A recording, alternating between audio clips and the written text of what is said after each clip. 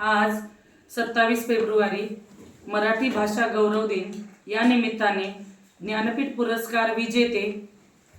ज्येष्ठ साहित्यिक कवी कुसुमाग्रज यांची एक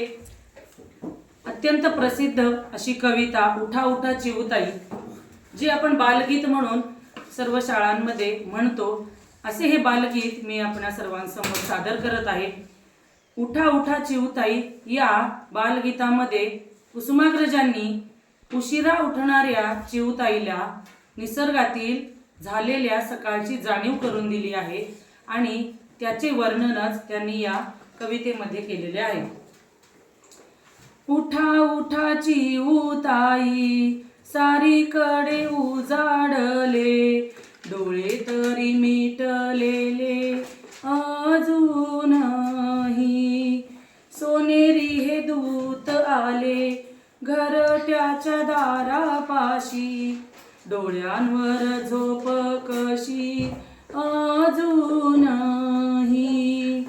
लगबग पाखरेही गात गात गोड गाणे, टिपतात बघा दाणे चोहीकडे, झोपलेल्या अशा तुम्ही आणायाचे मग कोणी, बाळासाठी चारा पाणी चिमुकल्या,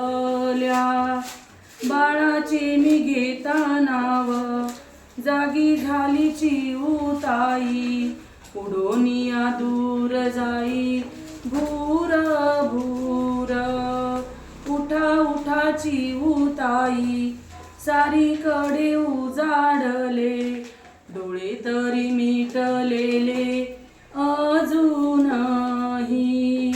डोळे तरी मिटलेले अजूनही।